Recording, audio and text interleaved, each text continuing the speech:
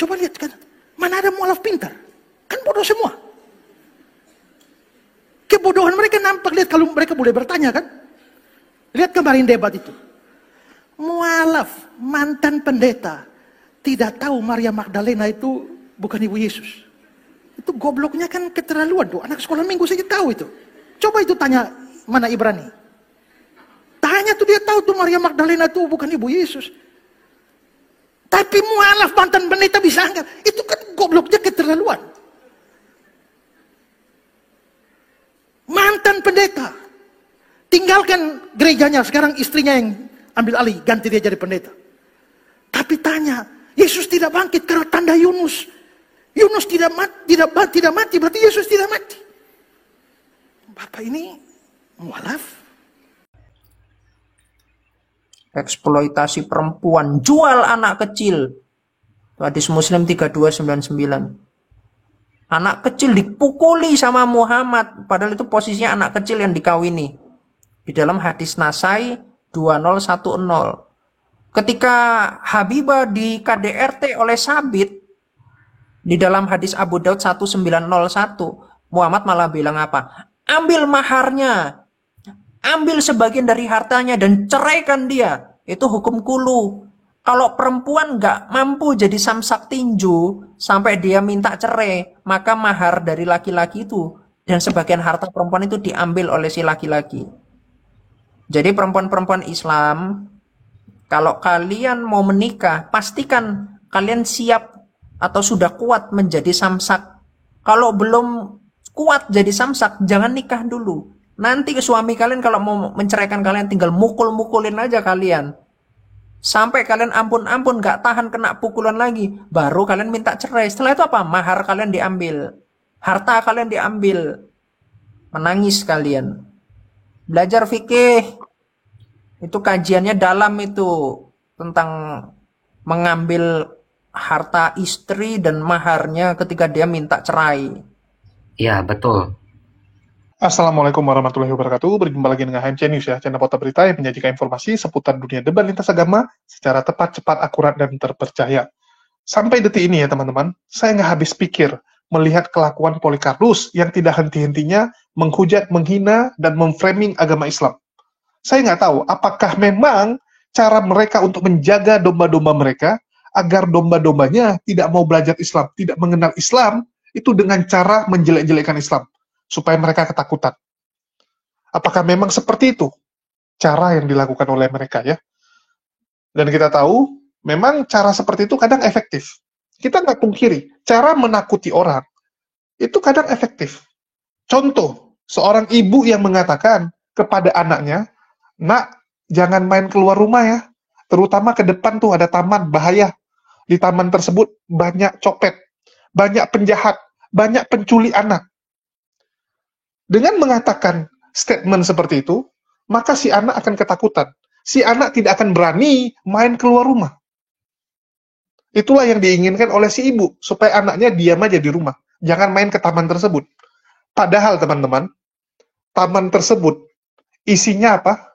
Tempat bermain, anak-anak yang lain lagi bermain, ada permainan di sana, ada pelosotan, ya, ada semua kegiatan-kegiatan yang sebenarnya luar biasa.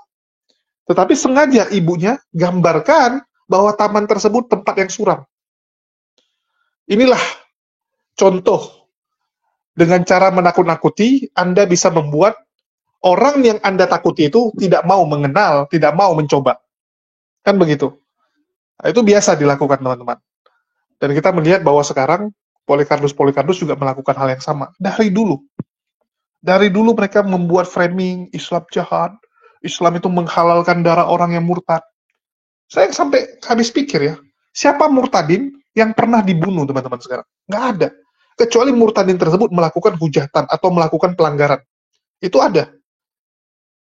Tapi nggak ada hubungannya dengan pemilihan agamanya. Kan udah dibilang, di Islam itu lakum dinukum waliyadin. Nggak ada paksaan di dalam agama ini teman-teman. Tetapi kita bisa lihat bagaimana mereka memframing. Orang yang murtad halal darahnya. Orang yang murtad harus dibunuh dan sebagainya. Dia bilang ajaran Islam memang mengajarkan seperti itu. Halo. Saya nggak ngerti ya, apa tujuan kalian? Apakah murni hanya supaya menakut-nakuti jemaat kalian? Hanya supaya orang kasihan sama kalian? Tolonglah, tolong sampaikan yang benar saja. Saya paling paling jijik ya kalau ada orang tuh kayak nambah-nambahin cerita, bakar-bakar dan sebagainya. Dan ini bukan hanya untuk murtadin. Untuk mualaf pun saya selalu menegur gitu. Kalau ada yang bikin cerita, wah saya dimiskinkan gitu kan, tabungan saya disita, saya sampai bingung loh. Gimana tabungan itu bisa disita? Jujur teman-teman. Kalau ada mualaf yang bilang, saya setelah mualaf, uang saya disita sama keluarga. Saya malah kadang-kadang negur. Kadang nggak di publik, tapi di internal saya tegur. Saya bilang sama teman saya semua, gimana caranya tabungan saya disita? Buku tabungan bisa. Misalnya, buku tabungan saya disimpan, disembunyikan, itu bisa. Tapi saya tinggal lapor aja. Bikin surat keterangan hilang dari polisi. Langsung ke bank. Buku tabungan hilang. Betul tidak? Saat saya saja, teman-teman. Ya, saat saya keluar, itu saya nggak bawa apa-apa. Tapi ya tabungan tetap ada sama saya. Saya keluar dari rumah, ya cuman bawa beberapa baju. Bahkan baju saya sampai sekarang masih di rumah saya lebih banyak. Kemarin saya pulang ke Medan, saya ambil sepatu. Sampai si Kores ya, nanya, loh sepatunya dari mana Jul? Dia bilang. Saya bilang ambil dari Medan, karena kemarin pas balik Medan, saya pikir udahlah, bakal lama di Jakarta kan, ya udah saya ambil semua. Kalau sebelumnya kan saya pikir saya di Jakarta cuman, ya paling berapa bulan gitu. Karena sekarang sudah fix menetap di sini, ya barang saya bawa semua gitu. Jadi nggak mungkin lah, ya ada cerita lebay, bahwa mau dibunuh lah, dibom lah. Nah inilah saya benar-benar nggak habis pikir. Kok bisa teman-teman sebelah tuh percaya dengan kesaksian-kesaksian murtadin yang aneh-aneh? Effendi Usman dulu bilang, saya kalau pulang ke Aceh bakal dibunuh. Malah penginjilan dia di Aceh. Udah berapa kali dia penginjilan di Aceh, mempengaruhi orang Aceh supaya ikut murtad seperti dia. Dengan iming-iming. Contohnya si Dedi ya, sekarang udah pecah kongsi. Ada orang Aceh juga si Dedi itu, ya dia pakai ID tersadarkan atau apalah, nama akun TikToknya. Nah, dulu dia murtad kan karena ditawari sama Effendi Usman. Tapi terakhir, sekarang dia yang nyerang Effendi Usman.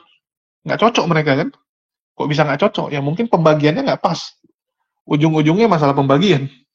Lucu sekali mereka ini. Jadi, saya nggak habis pikir kenapa mereka gitu, dan kita simak aja lah. Kita simak, dan semoga teman-teman Kristen, semakin kita tampilkan begini, semakin sadar bahwa kita tuh hanya diadu domba. Ya, kita ini sedang diadu domba oleh Polikarpus ini. Di sini berbagi tentang kebaikan Tuhan dalam hidup saya. Mungkin sebagian orang di dalam ruangan ini ada yang udah banyak tahu kalau saya ini adalah pengikut Kristus karena pilihan. Memang bukan sejak lahir, tapi puji Tuhan saya terlalu yakin bukan saya memilih, melainkan Tuhan Yesus sendiri yang memilih saya. Dan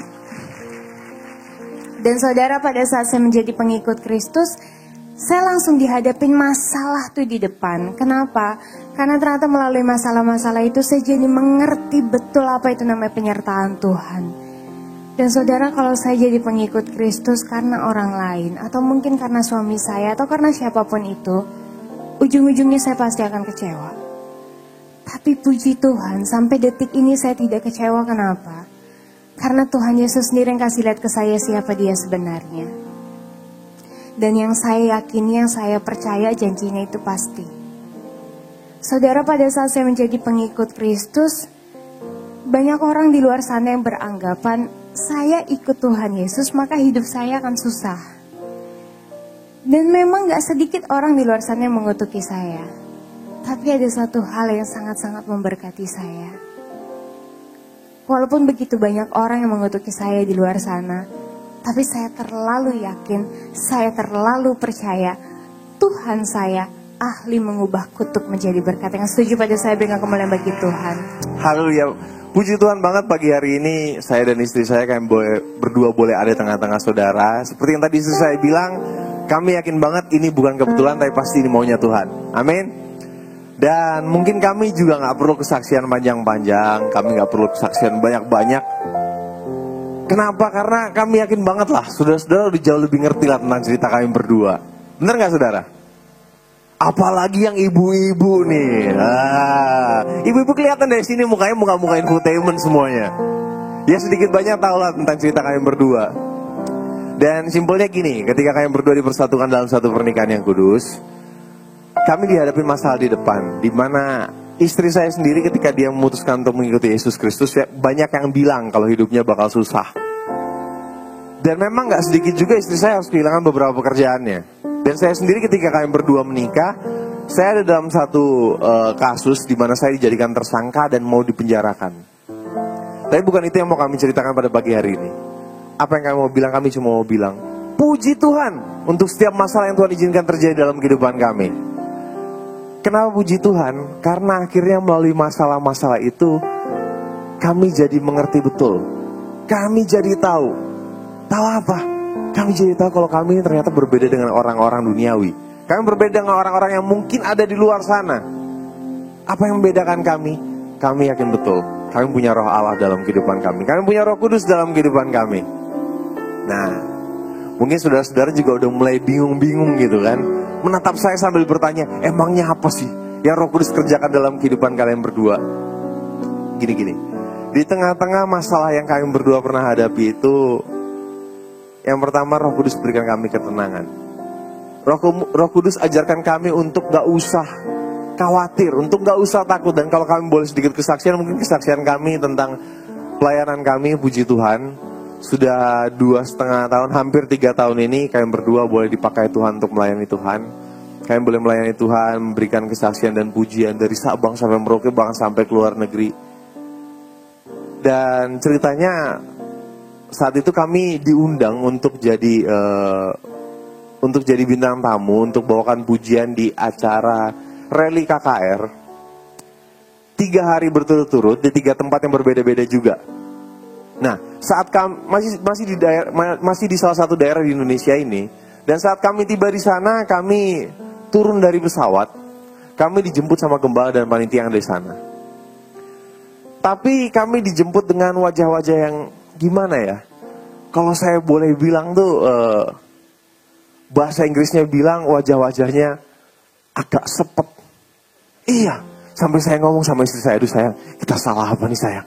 Kok kita dijemput tapi mukanya kayak gini?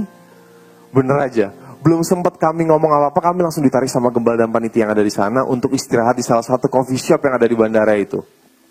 Saat kami duduk di coffee shop itu, gembalanya belum sempat ngomong, "Shalom Vano, Anda gimana kabarnya?" Gembala yang langsung bilang gini, "Vano, Anda, kalian berdua jadi TO." Saya bingung, saya tanya, "Maksudnya jadi TO gimana Om?" "Iya Vano, ini kalian berdua jadi TO mau dibunuh." Saya makin kaget, saya tanya lagi, "Maksudnya mau dibunuh gimana Om?" "Jadi gini Vano, ada beberapa orang atau ada sekelompok orang yang beranggapan karena istri saya ini memutuskan untuk mengikuti Yesus Kristus, maka hukum mereka istri saya ini darahnya halal untuk diminum." Dan gak sampai situ, gembalanya juga ngomong, "Dan tadi malam sebelum kami menjemput kalian berdua, kami sudah menemukan ada bom di bawah panggung tempat kalian akan KKR malam hari ini." Di saat itu harusnya kalian berdua panik, di saat itu harusnya kalian berdua takut. Tapi apa yang kalian berdua lakukan? Kalian berdua malah bercanda-canda. Istri saya ini malah ngomong sama saya, dengan nada manja dia bilang gini, "Aduh sayang, masa iya sih aku udah mau dibunuh? Kan aku belum punya anak dari kamu." Kalian berdua ketawa-ketawa gitu kan. Tapi gembala sama panitianya udah gak bisa ketawa. Sampai akhirnya kami bilang, "Udahlah Om, jalanin dulu aja." Akhirnya kami jalani KKR di malam hari yang pertama itu. Dan saudara tahu, gak terjadi apa-apa. Walaupun kami harus muter-muter dulu untuk sampai ke tempat KKR itu. Kami juga harus pindah-pindah hotel 3-4 kali untuk alasan keamanan dan keselamatan. Katanya sih gitu. Tapi di hari yang pertama gak terjadi apa-apa. Di hari yang kedua, sama, gak terjadi apa-apa juga. Sampai pada hari yang ketiga. Di hari yang ketiga itu pagi-pagi banget, gembalanya udah ngajak kami buat ngobrol. Dan gembalanya bilang gini, "Vano, Anda, sepertinya siang hari ini kita pulang aja." Loh, saya tanya, "Maksudnya pulang gimana Om?" "Jadi gini Vano, ini ancamannya udah makin serius. Kami dan juga panitia sepertinya kami udah gak sanggup lagi." Kembali di saat itu harusnya saya dan istri saya kami berdua panik.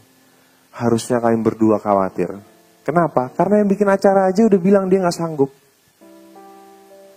Tapi apa yang Roh Kudus taruh dalam hati kami, apa yang Tuhan taruh dalam hati kami, sehingga kami cuma ngomong gini, Om, kami datang ke sini kan kami cuma mau melayani Tuhan. Dan kalaupun kami harus mati ketika kami melayani Tuhan, puji Tuhan Om, kami tahu kami bakal pergi kemana kok. Akhirnya gembalanya ada sedikit kekuatan. Dia tanya, jadi gimana Vano? Udah Om, sikat aja. Akhirnya kami jalani KKR di malam hari yang ketiga itu. Dan sudah tahu ada beberapa hal yang terjadi. Yang pertama ketika kami ada di atas panggung seperti pada pagi hari ini. Kebetulan kami berdiri di depan panggung. Di belakang kami ada 2 orang singer. Dimana dua-duanya ini ibu-ibu. Nah 2 ibu-ibu ini mereka bisik-bisik. Tapi bisik-bisiknya kedengeran. Emang susah kalau ibu-ibu, waduh bisik-bisik kedengeran. Ibu-ibu yang satu ngomong sama ibu yang kedua. Dia bilang gini, lu tukar tempat dong sama gua. Yang satu lagi nanya, emangnya kenapa? Yang satu lagi jawab, gua masih punya anak kecil-kecil, gua masih belum mau mati. Bayangin saudara, ngomong kayak gitu di belakang kita kedengeran lagi. Tapi saudara tahu apa yang terjadi pada malam hari itu? Ada 2 hal yang terjadi. Yang pertama, ada sekitar 40.000 orang yang datang ke KKR itu. Dan yang kedua, nama Yesus semakin dipermuliakan. Dan ini yang Roh Kudus ajarkan dalam kehidupan kami berdua. Kami diajarkan untuk lebih tenang lagi tengah masalah. Untuk gak usah khawatir, untuk gak usah takut. Kenapa? Karena akhirnya kami tahu. Orang yang coba main-main dengan pekerjaan Tuhan. Orang yang coba main-main dengan hamba-hamba Tuhan. Dan orang yang coba main-main dengan kita anak-anak Tuhan. Itu urusannya langsung dengan Tuhan. Amin. Dan melalui satu kesaksian ini, puji Tuhan saat kami bersaksi kami punya sahabat. Namanya Jason. Kalau sudah tahu dia yang menciptakan lagu Bapa sentuh hatiku, ubah hidupku. Dia juga menciptakan lagu Pertolonganmu. Dan baru-baru ini dia juga ciptakan satu lagu buat anak-anak. Kalau saudara tahu coba saudara ikutin. Lagunya gini. Jadi anak manis janganlah menangis malu sama kucing. Oh haleluya, ada kucing juga ternyata di sini. Nah sahabat kami ini ketika dia dengarkan kesaksian kami berdua, dia bilang kalau dia diberkati. Dan dia mau bikinin lagu untuk. Jadi teman-teman, kalau orang pindah agama, keluarga kesal, teman kesal, itu oke, wajar gitu. Wajar, tapi kalau sampai mau membunuh, konyol sekali gitu. Ngapain gue bunuh lu gara-gara lu pindah agama? Masuk penjara gue. Nanggung dosa gue, ada-ada aja. Kalau nanggung dosa mungkin enggak ya. Karena ada satu agama tuh konsepnya dosanya udah ditanggung. Jadi nggak ada lagi dosanya. Tapi ya tetap aja bakal masuk penjara kan gitu. Nah, jadi kembali teman-teman, ya kalian yang nilai sendirilah. Ini saya tampilkan terus, kenapa? Karena saya lihat kesaksian dia banyak. Kalian boleh cek, setiap Asmiranda dan suaminya ya, ini dibawa kemanapun, di gereja manapun, kesaksiannya selalu memframing menjelekkan Islam. Ya, si Vano nih, aduh ampun saya lihat ya. Kita bisa lihat Asmirandanya aja diam, nggak berani ngomong dia. Si Vanonya yang ngomong. Kenapa si Vano yang ngomong? Ya mungkin Asmiranda masih ada mikir juga gitu. Aduh ini agama saya nih. Agama lama saya gitu. Apapun cerita masih ada ikatan batin. Apapun cerita mama dan bapak saya, itu Islam. Pasti tetap ada rasa nggak enak kan gitu. Nah itulah si Vano yang ngomong gitu kan. Wah ada bom dan sebagainya. Saya berkali-kali bilang, masuk akal nggak teman-teman? Ada artis mau dibunuh, sampai ada bom, tapi nggak ada beritanya. Mohon maaf, jangankan artis. Kalau ada tempat acara, KKR, ditemukan bom, pasti ada beritanya. Itu udah fix, pasti ada beritanya. Terus, panitia KKR-nya atau gerejanya, itu gimana cara jinakkan bomnya? Di gereja udah ada satuan penjinak bom memang ya? Coba saya tanya, ditemukan bom, ada yang berani pegang? Saya tanya teman-teman, kalau kalian temukan bom, berani nggak kalian pegang? Enggak kan? Pasti kalian hubungi tim kepolisian, diturunkan gegana. Dan nggak mungkin dari polsek gitu kan, ada anggota polisi di polsek lagi piket, kalian suruh dia untuk jinakkan bom. Dia pun nggak berani. Polisi pun nggak semua berani pegang bom itu. Pasti yang satuan khusus. Dan tentu saja, wartawan akan dengar. Wartawan itu standby selalu di kantor polisi, teman-teman. Wartawan itu standby. Mereka tuh nunggu berita. Apalagi ada bom, berita besar. Nggak mungkin nggak ada beritanya. Itu aja logikanya. Jadi kalau ditemukan bom di hari pertama itu udah konyol sekali, teman-teman. Ya, ditemukan Pak Bom-Bom mungkin. Ya, bomnya Pak Bom-Bom gitu. Tolonglah kalian berpikir yang benar. Dan sebenarnya ini udah fitnah yang kejam ya. Bahkan udah bisa dikategorikan menyebarkan berita bohong nih. Mengatakan dia mau dibunuh sampai ada ditemukan bom. Ya, di KKR mana itu? Silakan dicek. Kalau nggak ada, artinya sah mereka ini sudah menyebarkan berita bohong yang menimbulkan keonaran. Kan begitu. Menimbulkan framing jahat kepada Islam. Menimbulkan fitnah kepada Islam. Ini udah kategori kejahatan nih teman-teman. Pelanggaran hukum.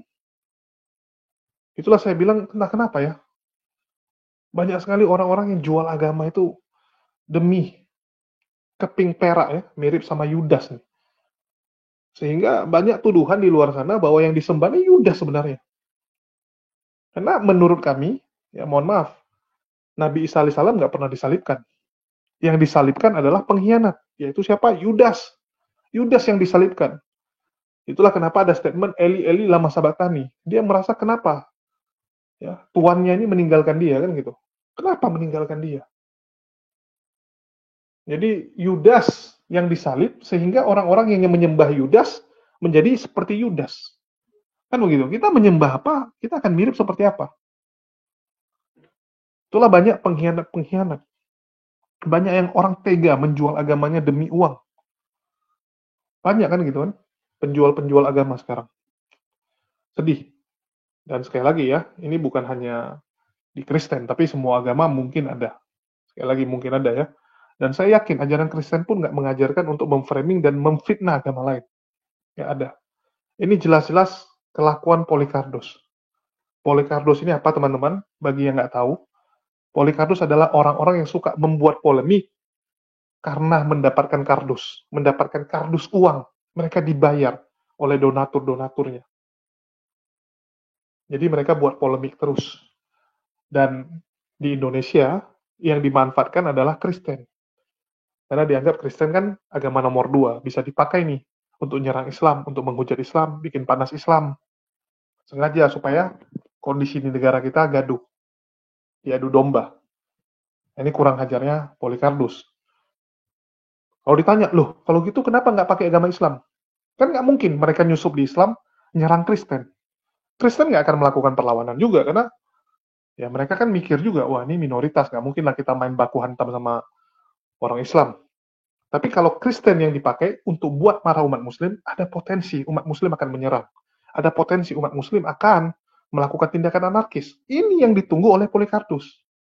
Coba lihat, setiap ada persekusi, berita-berita yang wah, ekstrim, itu Polikarpus paling senang. Digoreng kan, ada bom, umat Kristen dilarang ibadah, begini begitu kan, ada pemukulan dan sebagainya. Paling heboh mereka, paling cepat mereka. Memang tujuannya itu membakar. Itu kelakuan. Saya kalau bahas Polikarpus ini mungkin nggak habis-habis ya. Karena saya tahu betul kejahatan mereka dan bagaimana motif-motif dan cara main mereka.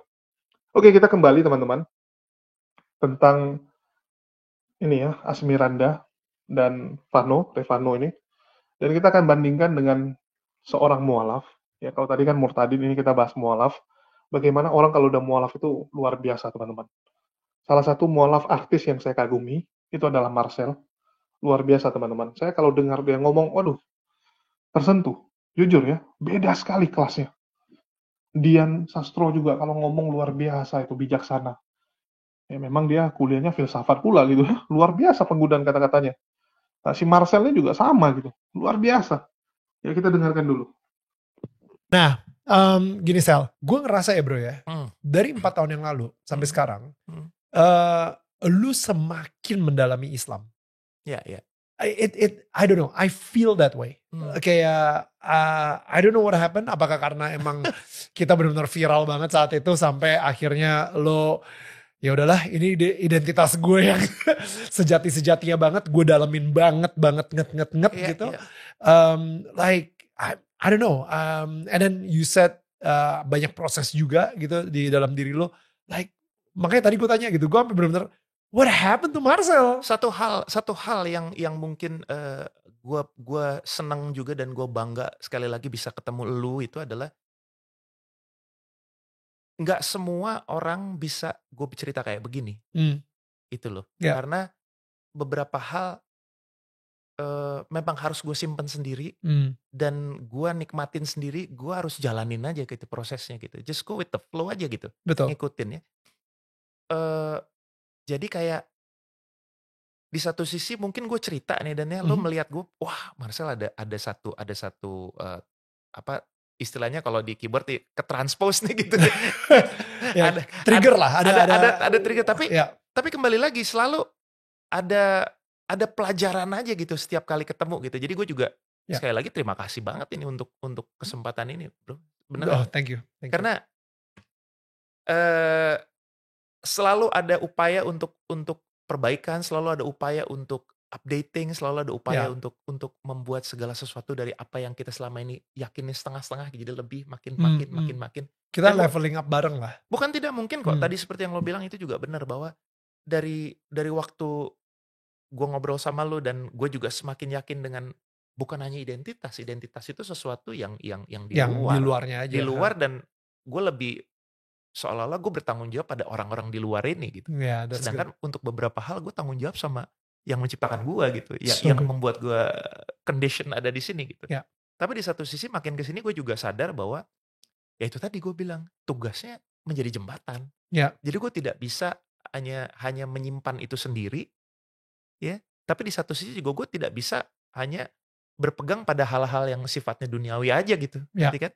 Ya.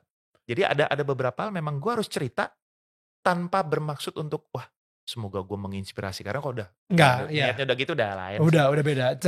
Dan gue bukan tipe yang begitu gitu. Gue bukan tipe yang ya kalau misalnya gue niatnya mau inspiring atau apa dari dulu juga gue udah kasih tahu kan. Kan semua orang bahkan banyak yang kaget tahu gue mualaf itu kan setelah banyak setelah kaget. Ngobrol sama lu 4 tahun yang lalu. Iya, banyak kaget banget. Kemarin aja ngeluarin single aja masih wah Marcel ternyata sudah login. Wah syukurlah. Lah udah lama kali. I mean gitulah maksudnya. Nonton dong Daniel tetangga kamu. Gimana sih? Biar jadi 15 atau 20 juta gitu. Tapi bro, tawakal. So itu lu menciptakan lagu Tawakal itu di mana? Kayak mungkin lu lagi sholat kah, mungkin lu lagi berpuasa kah, mungkin lu lagi di masjid mana, atau mungkin lu lagi umroh kah? Like what? Brother, gue lagi di salon. Bukan karena rambut gue. No. Gue tau lo mau ngomong apa. Pak, lagi krimbat pak di salon pak. Tapi krimbat boleh. Oh krimbat boleh. Krimbat boleh, pijat, refleksi boleh. Oke. Gini, jadi waktu itu gue, gini lah. Emang ada lah kepikiran lah untuk suatu saat gue pengen cerita tentang apa sih sebetulnya pemahaman gue mengenai hidup, mengenai kerohanian dan segala macam gitu. Tanpa sekali lagi tanpa ada niat untuk misalnya kayak menginspirasi, ya.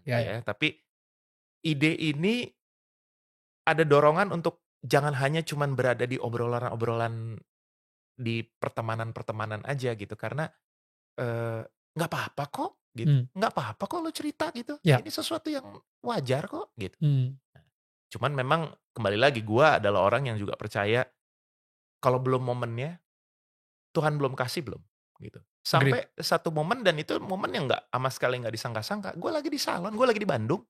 Tanggal 30 Januari itu gue 30 Januari 2024. Gue lagi nggak ada apa-apa, pokoknya lagi seneng, happy aja biasa gitu nemenin bini gue lagi di salon. Ini by the way tolong di highlight ya, karena ternyata Marcel lagi seneng, lagi bahagia nemenin istri di salon. Berapa banyak suami-suami yang lagi nemenin di salon, hatinya ngedumel terus gitu. Gue harus. Tapi ini dia lagi seneng dan lagi bahagia, lagi konten gitu ya. Rezekinya pas hari itu di salon. Selain memang gue nemenin dia, ya udah gue happy seneng gitu ya. Terus terus kita juga pada saat itu di Bandung gue naik motor berdua gitu, bukan naik mobil, jadi naik motor berdua gitu. Terus puter-puter gitu ya.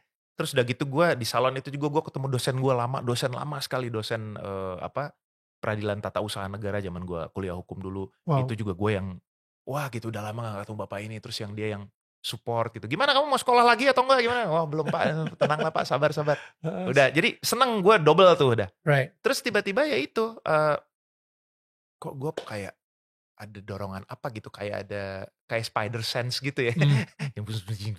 Yeah. Wah gue ambil handphone gue, terus gue buka notes, ini sambil di food reflexology nih. Oh masih, oke. Iya. Itu kesenangan yang ketiga tuh. Iya, Lagi iya. refleksologi juga. Lagi refleksologi, walaupun ada pelan-pelan sakit. Terus gue buka, gue nulis lirik itu. Belum ada judul tawakal ya, belum ada judul tawakal. Itu gue tulis, ya kurang hampir menuju 30 menit lah. Itu selesai dari awal sampai habis. Dan gak diedit lagi. Itu that's the lyric. Diedit hanya mengikuti si notasi aja. Okay. Tapi mostly itu tidak ada yang berarti. Cuman Okay. memang gue kan dasar si perfeksionis ya kan ya. Gue pasti nanya ke beberapa temen yang gue percaya. Gue ada 2 temen yang memang gue biasa selalu tanya untuk urusan lirik dan juga untuk urusan materinya. Oke. Karena ini materinya kan bukan materi yang main-main gitu ya. Karena ini pertama kalinya banget sih. Lu keluarin iya. sebuah lagu yang bertemakan religi dan tawakal juga. Tawakal itu artinya apa? Tawakal itu berserah, surrender. Fokus, pokoknya. Ya, apa bedanya sama ikhlas? Ikhlas itu lebih kepada kita kalau ikhlas itu lebih kepada pemahaman pribadi bahwa kita harus bersungguh-sungguh, harus lebih ke dalam gitu ya. Oke. Kalau tawakal itu lebih kepada kita serahkan kepada yang kuat aja gitu. Oke. Yang kuatnya siapa gitu. Oke. Kalau ikhlas tuh kayak ada sabarnya, ada segala macem lah gitu ya. So, gue pengen fokus masuk ke dalam soal si lirik dari tawakal ini sendiri gitu. Karena memang ini based on your spiritual journey.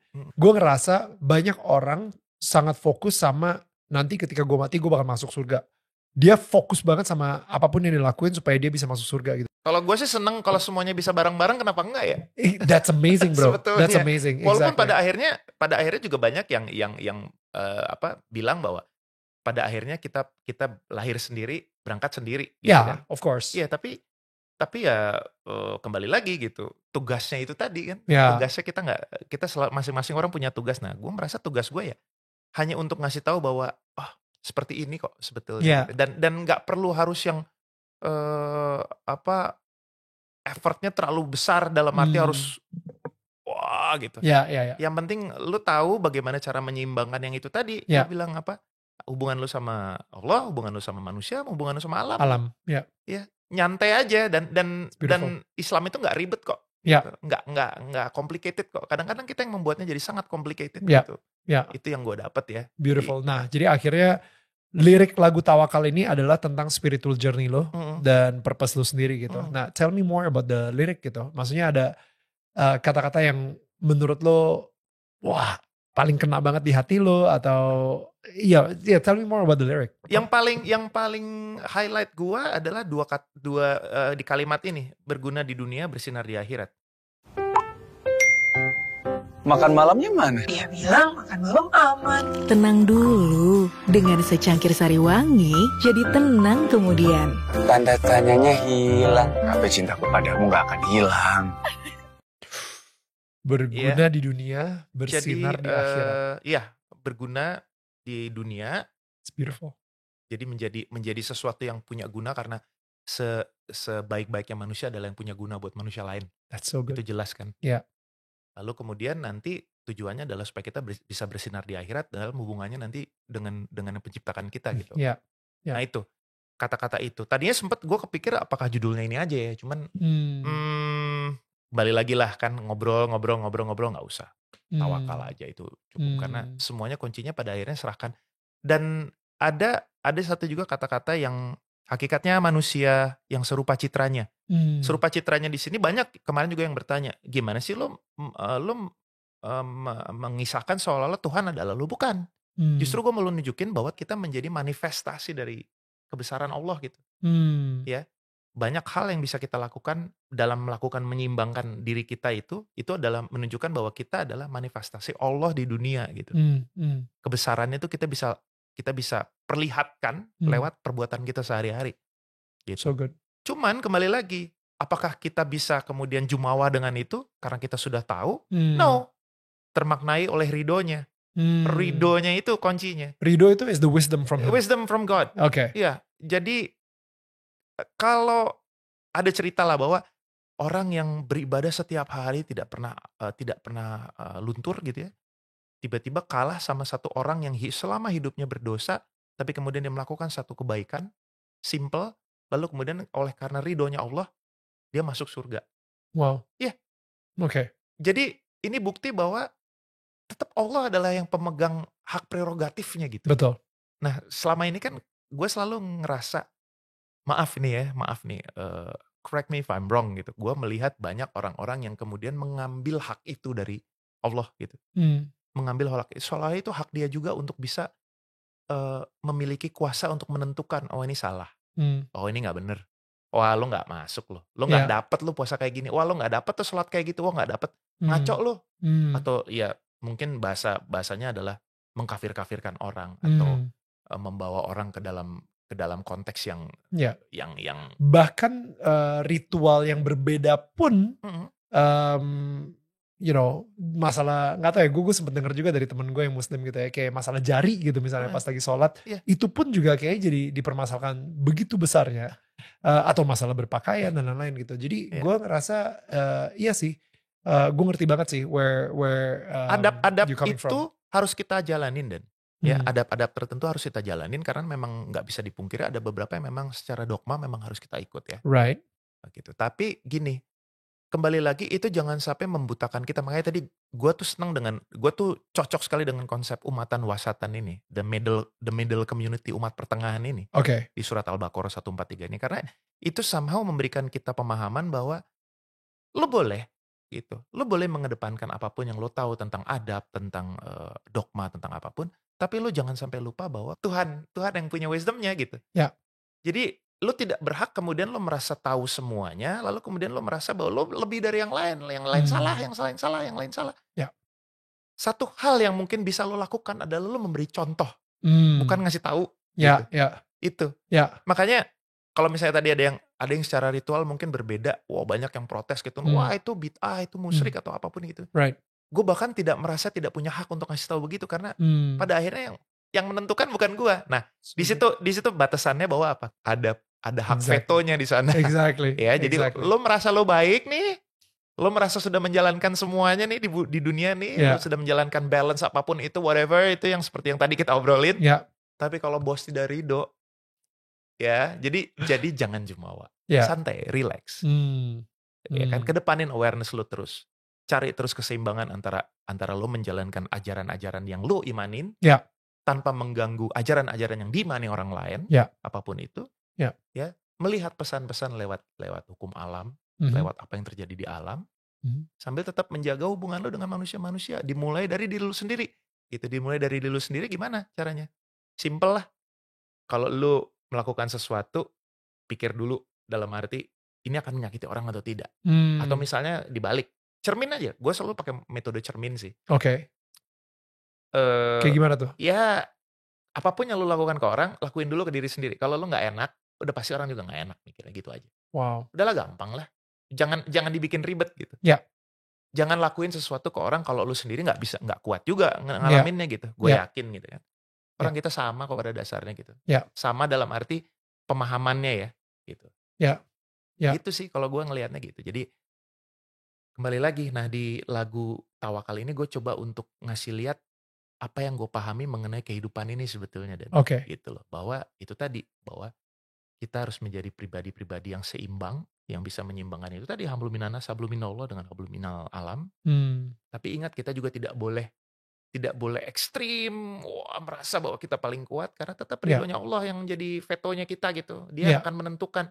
Enggak, bukan itu yang gue maksud. Lo selama ini over exaggerating misalnya gitu. Ya kan kita nggak pernah tahu kayak gitu. Ya. Nah itu. Jadi di situ tujuannya adalah itu tadi, supaya lo berguna di dunia. Berguna di dunia itu maksudnya lo punya punya manfaat. Nah, apakah lo nanti misalnya kembali lagi tadi yang sempat kita ngobrol juga di off air. Lo mau jadi apa? Mau jadi hero? Mau jadi villain? Peran-peran ini kan? Ya. Atau mau jadi anti-hero? Atau simple cuman mau jadi virus aja? Oke, itu can you please elaborate? Ini by the way masih berhubungan dengan lagu Tawakal gitu ya. Jadi harapan lo ketika orang mendengarkan lagu Tawakal, apakah dia akan pengen jadi hero, anti-hero, villain, atau virus? Dan boleh nggak didefinisikan gitu ya? Apa sih kalau misalnya lo pengen jadi hero, anti-hero, villain sama virus di dunia ini menurut definisi Marcel Siahaan sendiri? Masing-masing sebetulnya purpose-nya jelas kan. Yang hero juga purpose-nya jelas, villain juga purpose-nya jelas. Hero sebetulnya. Sebagai pahlawan lo pengen membawa kebaikan di dunia ini, right? Dan apakah hero itu harus melawan yang jahat?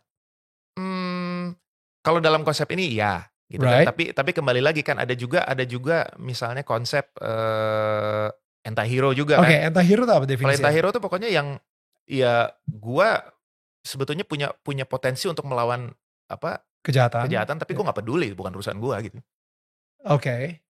Ya udah biarin aja, gue punya urusan gue sendiri, gue menyelesaikan urusan gue. Tapi sebenarnya gue punya kapasitas untuk bisa menyelesaikan sesuatu yang apatis sama apa yang sedang, whatever, cuek aja gitu kayak, whatever. Kalau di tokoh-tokoh superhero mungkin kayak Deadpool gitu ya. Deadpool, dia punya universe sendiri, dia gak peduli sama apa yang terjadi sama Avengers gitu. Tapi dia punya kapasitas untuk dia bisa melakukan kebaikan kan. Dia bisa bantu orang dengan karena dia stuck di circumstances itu gitu. Jadi akhirnya mau gak mau, ya udah, oke, make sense. Deadpool. Intinya adalah apapun yang mau kita tuju, ya itu tadi ada guna nggak, ada manfaat nggak? Itu aja. Nanti orang bisa menentukan, apakah mungkin gue bermanfaat jadi villain? Karena pada akhirnya hero harus ada villain. Hero ada villain, ya kan? Masing-masing saling mendefinisikan, bener nggak lo? Iya kan? Mungkin bisa jadi dia villain menurut dia gitu kan. Tapi menurut orang lain enggak kok, dia bantu banyak orang. Gitu. Right. Ini hero tapi dari awal jalannya udah ngaco nih. Dengan duit korupnya dia membangun banyak sekali sekolah-sekolahan. Kan? Itu kan makanya kembali lagi. Itu tadi karena apa yang kita ambil, purpose yang kita ambil, ya purpose yang mau kita jalanin atau tujuan yang mau kita jalanin kan pada akhirnya ada konsekuensi. Nah konsekuensi itu yang dari awal kita sudah harus pikirkan itu tadi. Kayak tadi lo bilang itu bagus banget tuh. Dengan duit gue yang gue korupsi ini, gue bisa bangun apa? Hero sih. Untuk masyarakat. Iya, hero sih. Hero sih. Tapi nggak gitu. Gitu kan. Nggak gitu juga sih. Virus. Kalau virus ya gitu, cuman nyedot sumber daya, ya kan, ngabisin oksigen, tapi ya nggak ada gunanya, dia cuma berkembang biak membelah diri aja.